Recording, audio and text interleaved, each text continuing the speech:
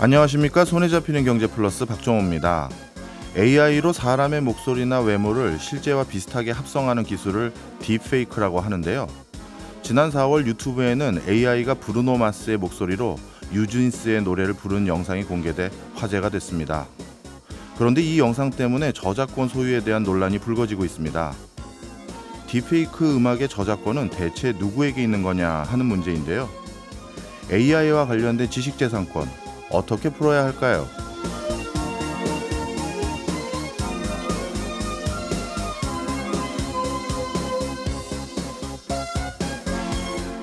현재까지 모든 국가들이 AI를 발명자로 인정하지 않습니다. 국내도 마찬가지인데요. 특허법이나 발명진흥법도 자연인, 다시 말해 생물학적 인간만을 발명자로 규정하고 있습니다. 그런데 최근 들어 여러 국가에서 인간만이 발명자로 규정된 법 체제를 이제는 변경해야 하는 거 아닌가 하는 고민이 시작됐습니다. 올해 미국 특허청은 AI를 발명자로 올려야 하는지 각 분야 전문가들의 의견을 수집했습니다. G7 정상회의에서도 이 문제가 논의는 됐지만 아직까지 뚜렷한 결과를 내놓진 못했습니다. 법과 제도를 논의만 하고 있는 상황 속에서 지금도 AI 창작물들은 계속해서 제작되고 있습니다. 이제는 서둘러야 할 때입니다. 8월 10일 목요일 박종호의 손에 잡히는 경제 플러스 광고 듣고 시작합니다. 과학적인 시선으로 세상을 관찰하는 이과식 경제 시간입니다. 오늘도 이독실 과학평론가와 함께합니다. 어서 오세요. 네, 안녕하십니까? 예, 우리 지난 시간에 초전도체 설명하면서 에너지 소비량이 문명 발전의 기준이 되기도 한다 이런 얘기 나누다가 항상 시간에 모자라서 또 급히 끝냈습니다. 네. 그랬더니만 오늘 에너지 깊이 파본다고요. 약간 말랑말랑한 느낌으로 예. 우리가 생각하는 에너지와 물리학적인 에너지도 한번 구분을 해보고요. 실제로 에너지가 문명 발전, 어디가 더 우월한 문명인가의 기준이 될 수 있는 것들도 한번 자세히 예를 들어보면 좋을 것 같습니다. 너무 재밌을 것 같습니다. 먼저 방금 중요한 얘기 해주셨는데 그냥 일상적으로 에너지라고 얘기하는 것과 물리학적으로 에너지라고 얘기하는 거 이렇게 구분 지으셨거든요. 맞습니다. 그러면 일단 에너지가 뭔지부터 정확히 알아봐야 되겠는데요. 사실 이게 쉽지는 않아요. 그래서 예. 먼저 질문을 드리고 싶습니다. 예. 에너지가 뭐예요? 항상 이 어려운 걸 나한테 질문을 하고 에너지요. 뭔가의 이게 같은 단어인가? 힘이 에너지인데.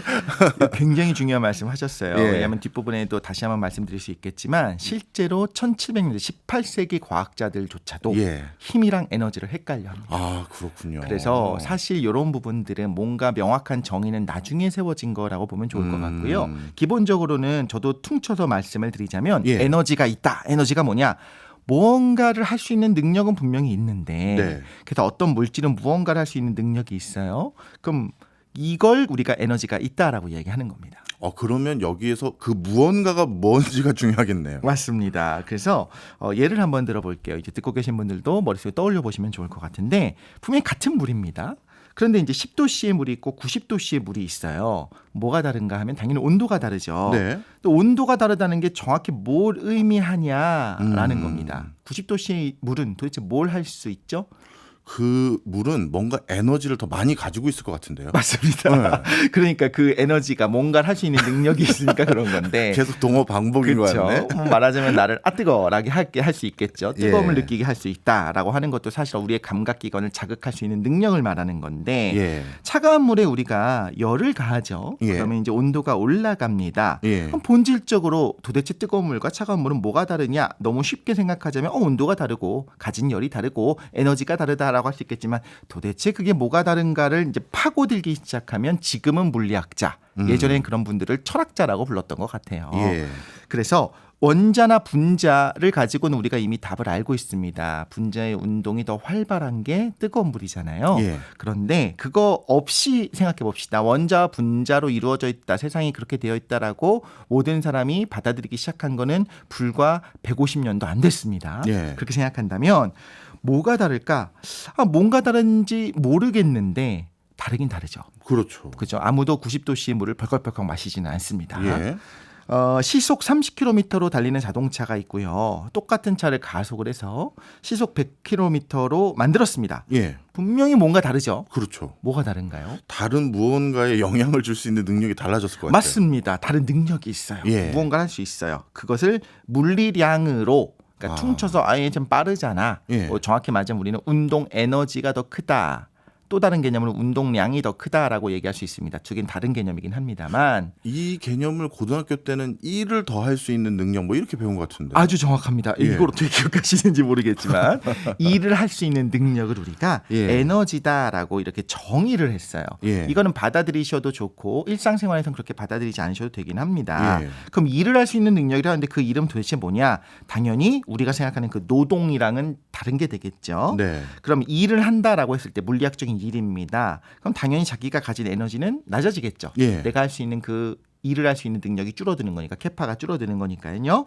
일을 받으면 어떻게 되느냐? 내가 가진 에너지는 높아집니다. 예. 그래서 제가 생각을 했어요. 이거 약간 자본 같은데? 라는 느낌이 이제 제로섬 게임의 자본 같다는 생각을 했어요.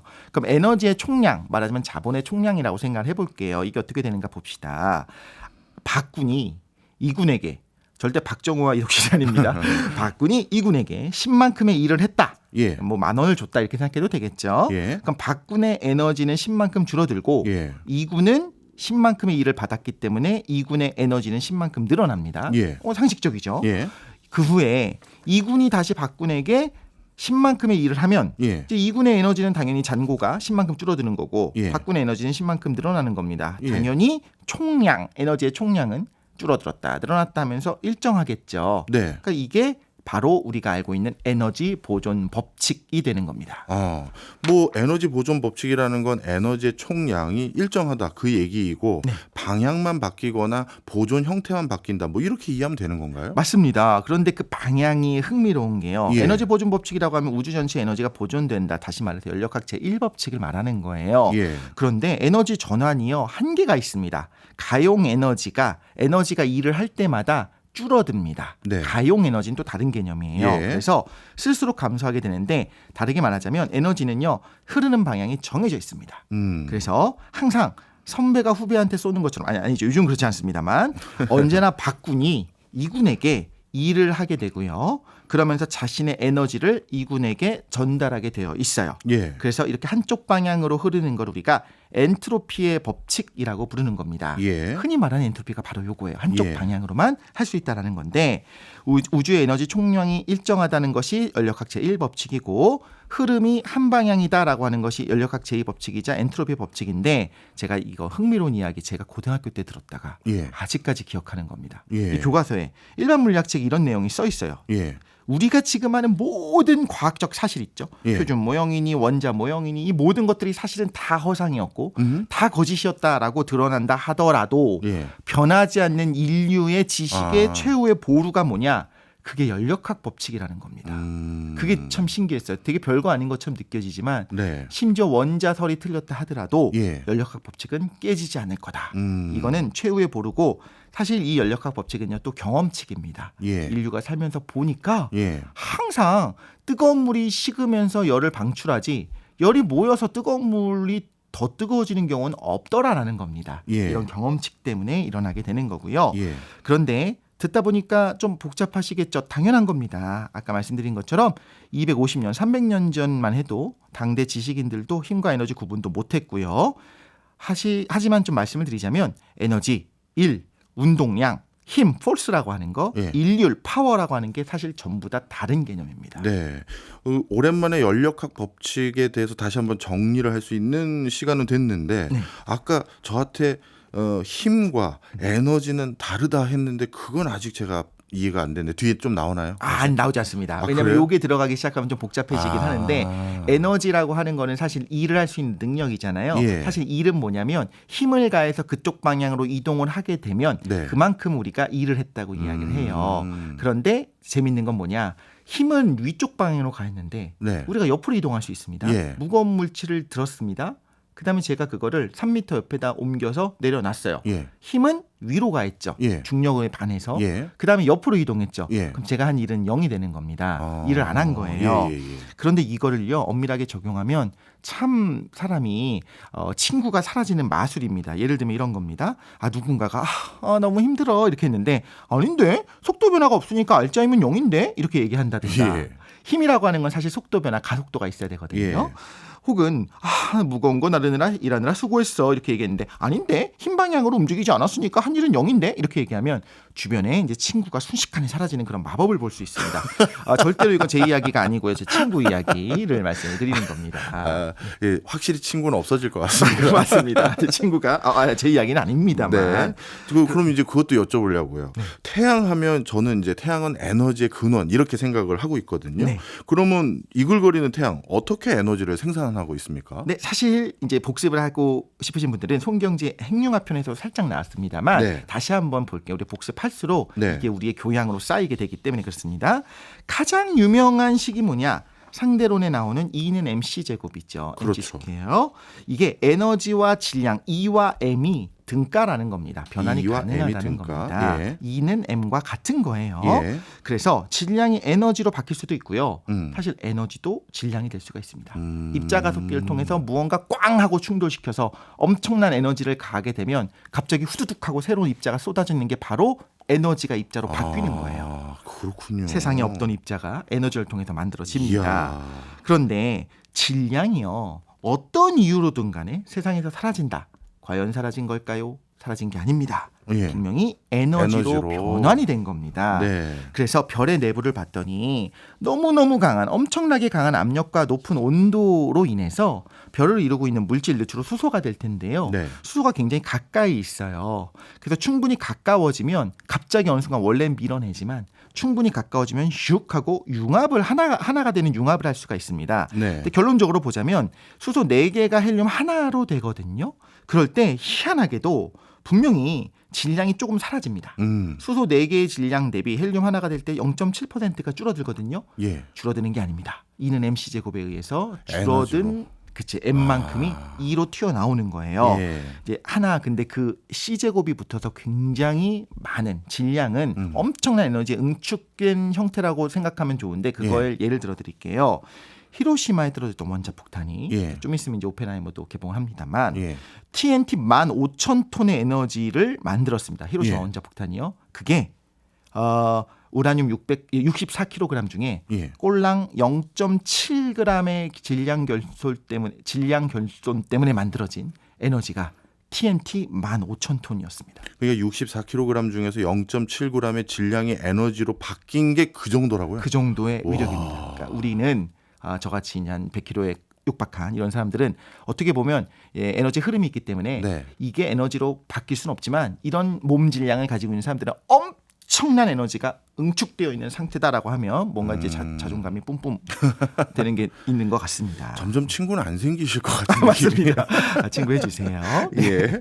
자, 그러면 지구의 에너지, 지구가 머금고 있는 에너지는 대부분 태양에서 나왔다. 이렇게 생각하면 될까요? 사실 지구로 공급되는 에너지의 대부분 태양 에너지가 맞는데 예. 태양 에너지와 상관없는 에너지가 제법 꽤 있습니다. 예를 들면 지열. 지구 속이 뜨거워서 만들어지는 예. 거잖아요. 지구 속이 뜨거운 이유는 주된 이유는 지구 내부의 방사성 원소가 붕괴하면서 열을 내기 때문인 거죠. 태양이랑 상관이 없고요. 예. 조력. 예. 파도 말고 이제 조수간만을 말씀을 드리는 겁니다. 이 조석력 같은 경우에는 기조력이라고도 하는데 태양 중력도 영향을 줍니다. 예. 근데 사실 달이 더 큰 영향을 줘요. 그래서 우리가 음력이 여전히 중요한 이유가 뭐냐? 사실 이제 그 어부들 어민들 입장에서는 사실 조수간만이 굉장히 중요하지 않습니까? 근데 달을 가지고 만든 달력이기 때문에 그게 굉장히 중요한 역할을 한다는 거고 밀물과 썰물이요. 예. 그런데 이유는 사실 간단합니다. 기조력은 거리의 세제곱에 비례합니다. 거리가 멀면 멀수록 기조력이 급속하게 줄어든다 보면 될 것 같고요. 예. 또 당연히 뭐 핵분열, 원자력 이런 것들은 다 이제 지구에 있는 것들의 에너지를 쓰는 건데 이걸 제외하면 모든 지구에 공급되는 외부 에너지 원천은 태양이다. 역시 태양이다. 그래서 우리 인류가 100년이 지나고 1000년이 지나고 10,000년이 지나도 우리 인류가 만약에 존재한다 가정해 본다면 우리 지구로 쏟아지는 태양 에너지를 얼마나 쓸 수 있을까 궁금하긴 합니다.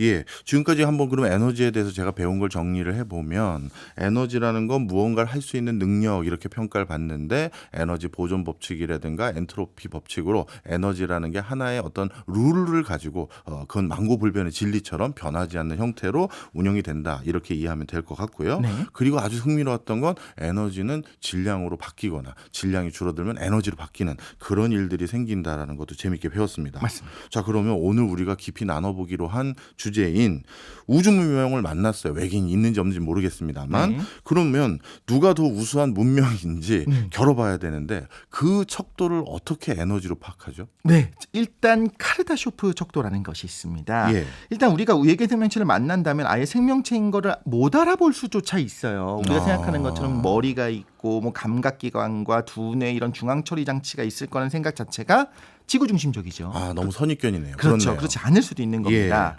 그리고 거대한 행성 전체가 생물일 수도 있는 거 아니겠습니까? 그렇네요. 그렇다면 외계 문명이랑 우리 문명 중에 누가 더 발전했는지 어떻게 겨뤄볼 거냐? 이제 카르다쇼프는 총 에너지의 사용량으로 설명을 합니다. 예. 대략적으로 행성에 들어오는 항성 에너지의 총량 이거에 해당하면 1단계라고 보는데 다르게 말하자면 지구로 쏟아지는 태양 에너지를 전부 다 사용할 수 있다면 네. 완전히 지구 전체를 태양광판으로 사용한다든가 뭐 여러 가지 방식이 될 수 있겠죠. 그렇게 하면 1단계로 봅니다. 네. 우리는 아직 1단계가 안 된 거죠. 그렇네요. 그리고 태양 전체의 에너지, 태양에서 나오는 것들이 사실 지구뿐만 아니라 대부분이 사실 바깥으로 빠져나가고 있지 않습니까? 전부 다 사용하면 2단계가 되는 거고요. 예. 너무 좀 초월적이죠. 예. 3단계는 좀 너무 어려운데 우리 은하 전체의 에너지를 우리가 전부 다 가지고 수확해서 쓸 수 있는 문명이 생긴다라고 하면 그걸 3단계라고 보는 겁니다. 예. 근데 이게 좀 복잡해요. 예. 그리고 좀 눈에 안 와닿기도 하고 그래서 그 유명한 칼 세건이 좀 바꿨습니다. 숫자로 바꾸면 우리가 좀 익숙하지 않겠습니까? 예. 어른은 숫자를 좋아합니다. 예. 사실 어린 왕자에서도 이야기가 나왔었죠. 행성급 에너지를 10의 26승 와트로 바꿨고요. 예. 그리고 항성 전체를 쓴다라고 하는 거는 10의 26승. 제가 16승이라고 했나요? 행성은 10의 16승 1단계입니다. 항성급 태양 에너지를 다 쓴다라고 하면 10의 26승.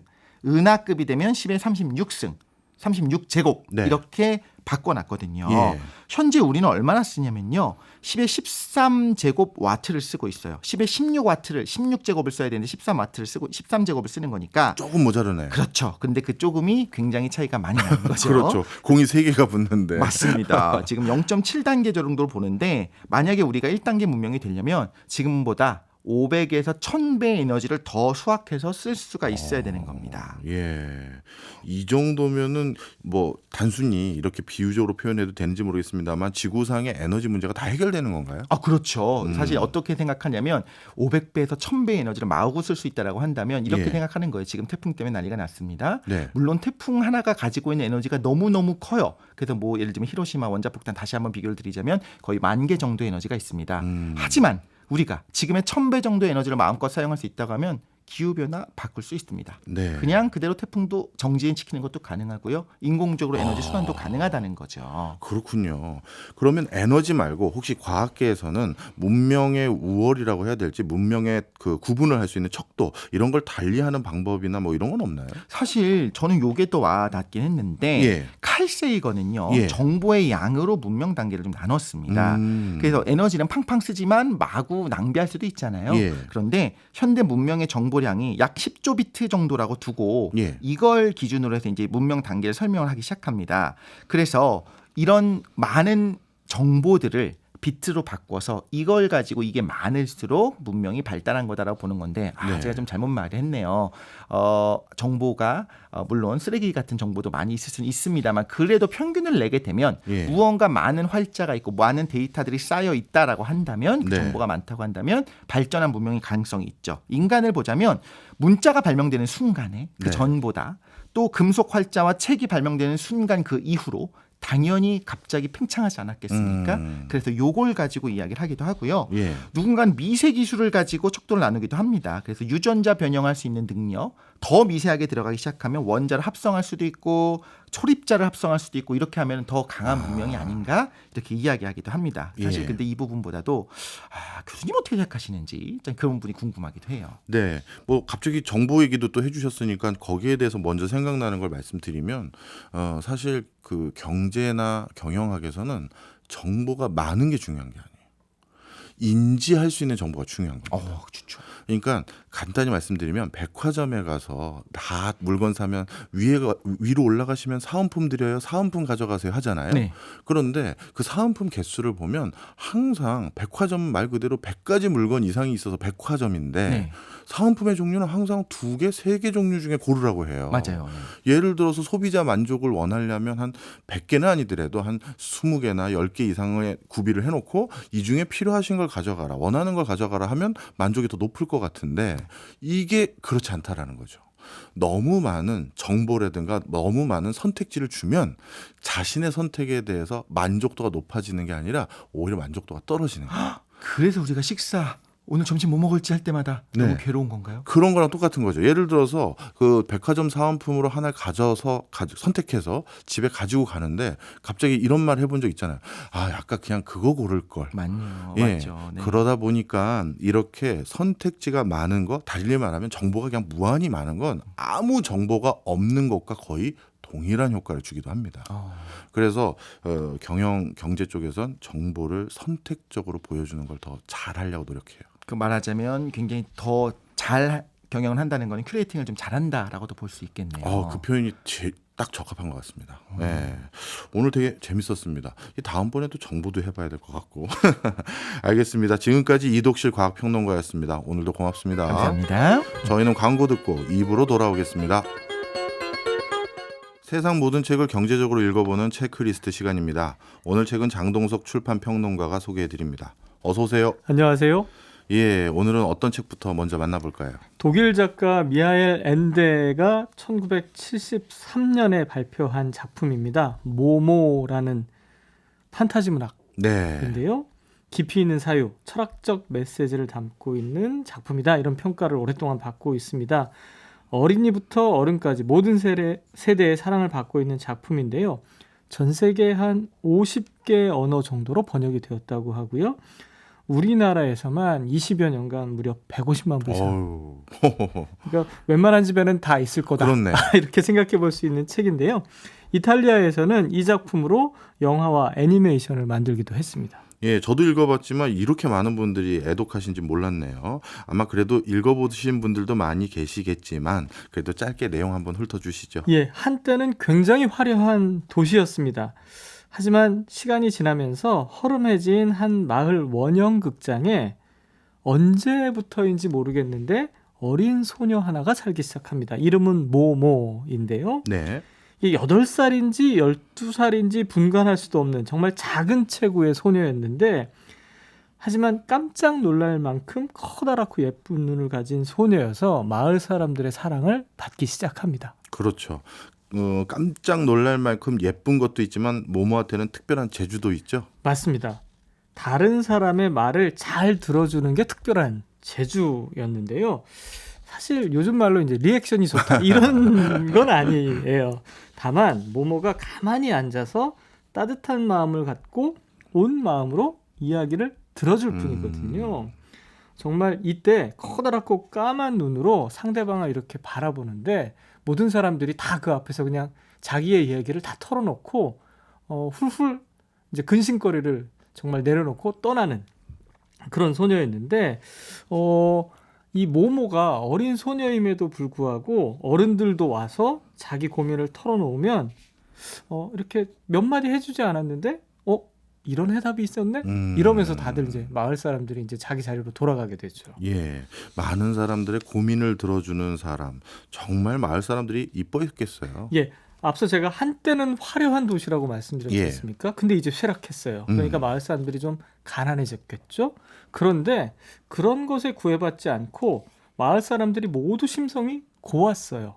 그래서 모모와 함께 정말 행복한 시간을 보내고 있는데 근데 언제부턴가 또 이런 마을에 하나둘 변하는 사람들이 생기기 시작했어요. 예.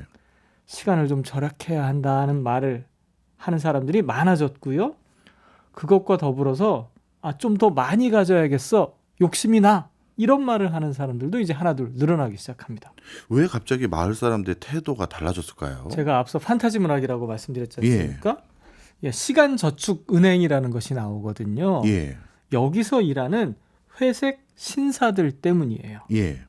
모모는 사람들의 욕망을 자극해서 시간을 빼앗아 가면서 삶을 연명하는 회색 신사들의 정체를 알게 됩니다. 단박에 이제 파악을 했었죠. 예. 그래서 그들에게 쫓기게 되는데요. 한창 쫓기던 모모가 30분 앞을 내다볼 수 있는 거북이 카시오페아의 도움으로 호라 박사라는 분을 만나게 돼요. 네. 그런데 이 호라 박사 정말 정체가 어마무시한 분입니다. 시간을 만들어서 사람들에게 지정된 시간을 나눠주던 시간 관리자였던 거죠. 이 호라 박사가 모모를 데리고 시간이 만들어지는 곳으로 가자 이러는데요. 다음 행선지가 굉장히 놀라운 곳입니다. 놀라시면 안 됩니다. 아니 대체 어디로 행선지를 잡았길래 놀라지 말라고 하시는 건가요? 그게 바로 다른 데가 아니라 무슨 공장 같은 그런 시간을 만들어내는 어떤 큰 장소가 아니라 모모의 마음 속이었어요. 아, 그러니까 호라 박사는 사람들의 시간을 그냥 전체적으로 관리할 뿐 시간 자체는 사람들 스스로 개인이 만들어낸다는 거였죠. 예. 시간을 어떻게 만들지 어떻게 사용할지는 순전히 개인의 마음에 달려있던 겁니다. 그러니까 모모의 시간은 모모의 마음속에 있었던 거겠죠. 마음속에서 하루를 보냈을 뿐인데 그 모모가 원형극장으로 돌아왔을 때는 무려 1년이라는 긴 시간이 지난 후였습니다. 1년이면 마을도 많이 바뀌었을 것 같습니다. 그렇습니다. 모모가 마을을 비운 사이 그러니까 근심거리를 털어놨던 모모가 1년 동안 사라졌어요. 그럼 마을은 더 아수라장이 됐겠죠. 그렇겠죠. 사람들이 더욱 시간에 쫓기게 되었고요. 그래서 모모는 호라 박사가 준 시간의 꽃으로 회색 신사들의 공격을 막아내기 시작합니다.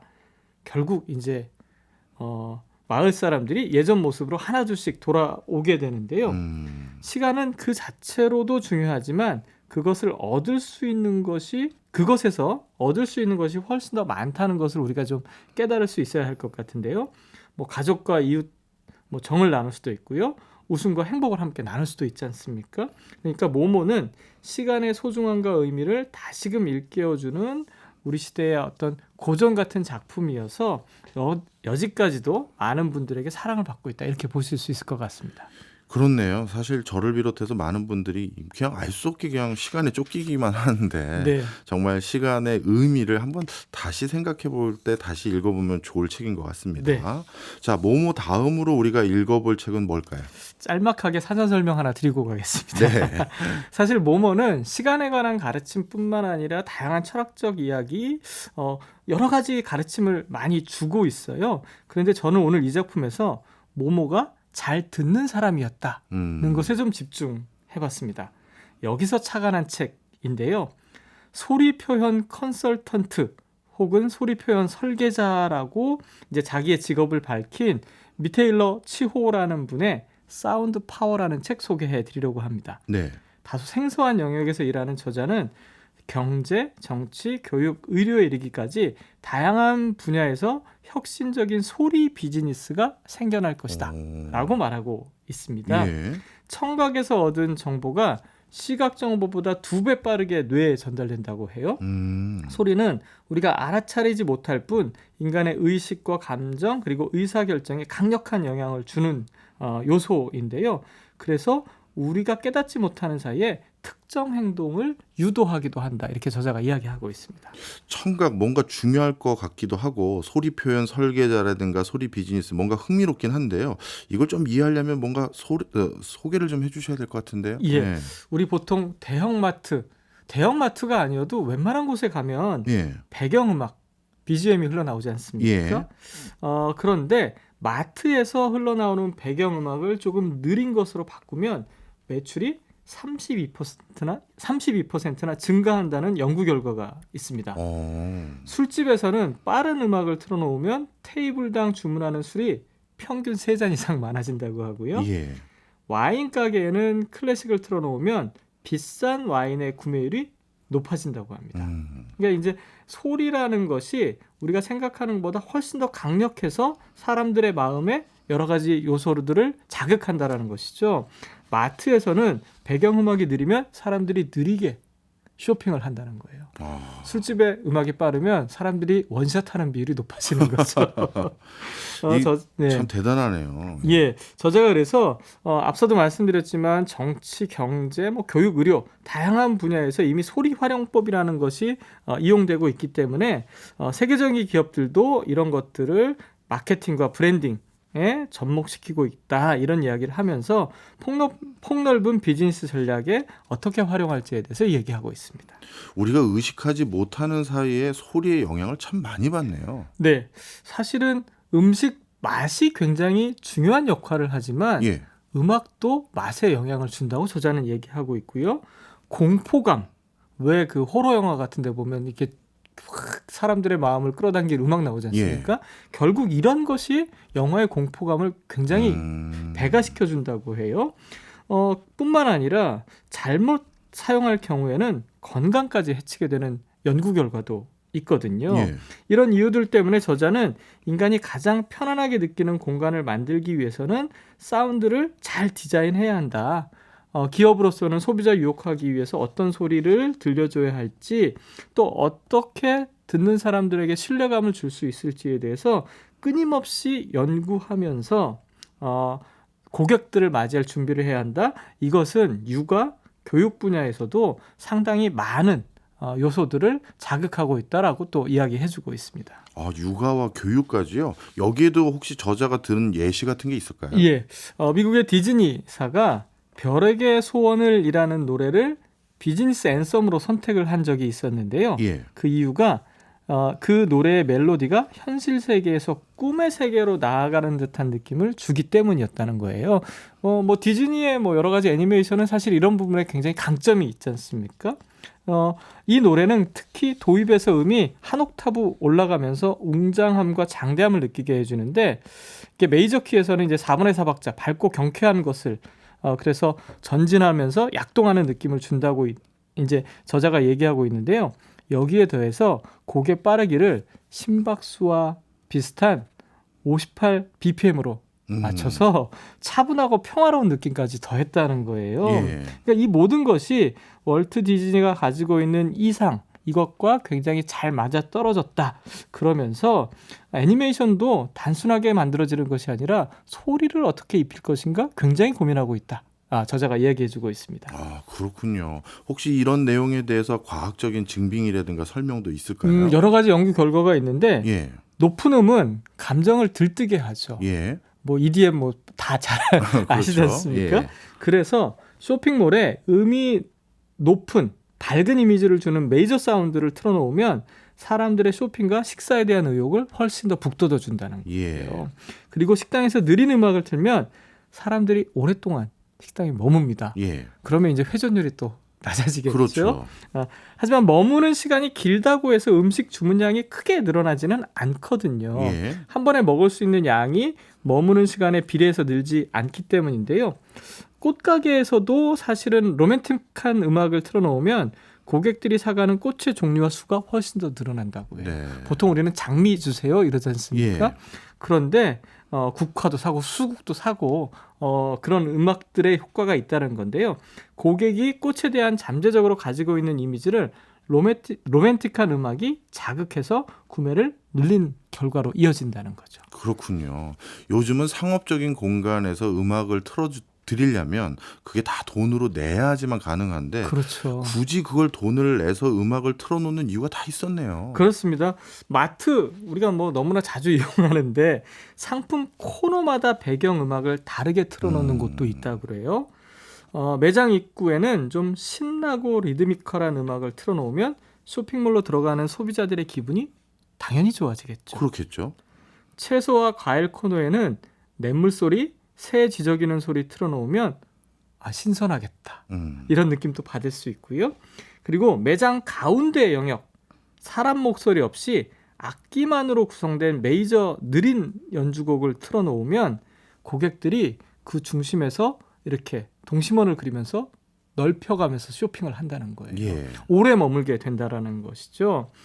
그런가 하면 컨트리 음악은 이제 미국적 상황이겠죠. 칫솔과 같은 실용적 상품 구매를 촉진시키는 효과가 있다고 해요. 별 연구가 다 있었는데요. 높은 주파수는 과일과 단 음식의 매출을 높이고요. 낮은 주파수는 맥주 등 쓴맛이 연상되는 상품 매출을 또 높인다는 연구 결과가 있다고 합니다. 그렇군요. 이게 참 아쉽네요. 외국 학자가 연구한 것들이라서 트롯은 어떤 효과를 미치는지도 궁금한데. 그러게 말입니다. 또 다른 소리에 대한 비즈니스는 어떤 게 있을까요? 소리는 인간의 미각에 앞서도 잠깐 말씀드렸지만 영향을 미칩니다. 비행기에서 먹는 기내식이 유독 좀 우리는 이제 기내식 먹으려고 비행기 타는 경우도 있다고 하지만 맛이 좀 없게 느껴지는 경우들이 좀 있거든요. 그럼요. 네, 항공기 안의 소리가 단맛을 느끼기 어렵게 만들기 때문이라는 거예요. 대신 감칠맛 감각은 높인다고 합니다. 예. 그래서 비행기 안에서는 감칠맛이 풍부한 토마토 주스나 블러드 메리 같은 것을 주문하는 사람들이 있는데 이 사람들은 감칠맛이 비행기 탔을 때 높아진다는 것을 알고 있는 사람들이라는 그렇네요. 거죠. 그래서 영국의 한 항공사는 소리와 요리를 함께 즐기는 사운드 페어링 메뉴를 개발하기에 또 이제 나서고 있고요. 거기에 이제 단맛을 강화하는 고음을 디저트와 페어링하는 쓴맛을 내는 저음과 초콜릿 페어링하는 여러 가지 시도들을 여러 항공사에서 요즘 하고 있다고 합니다.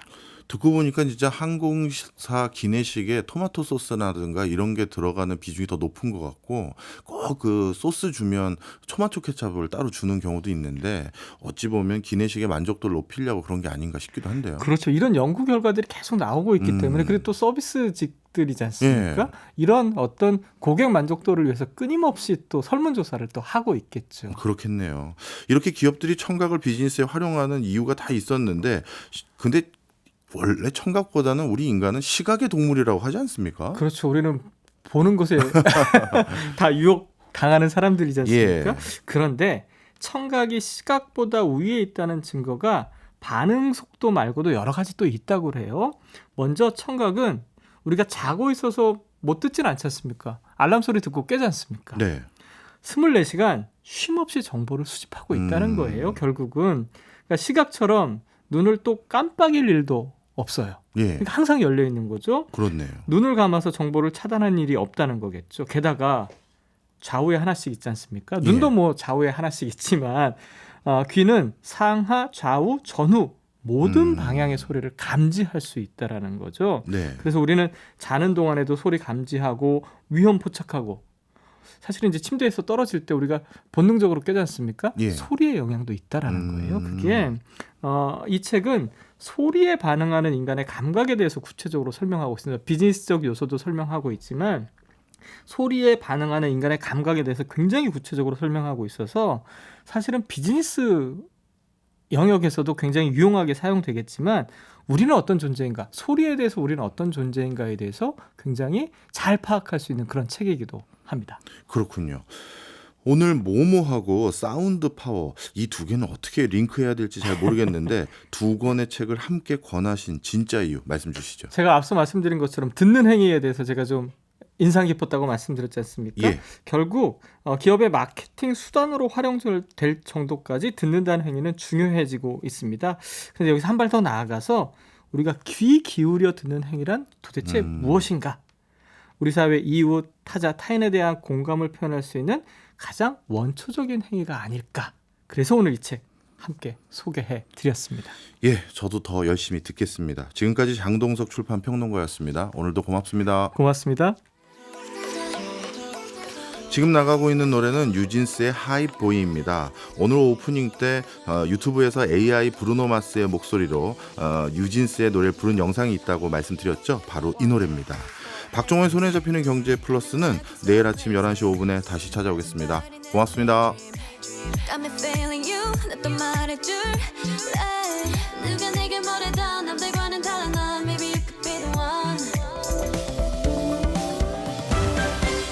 경제 생활의 플러스가 되는 아주 경제적인 시간. 박정우의 손에 잡히는 경제 플러스.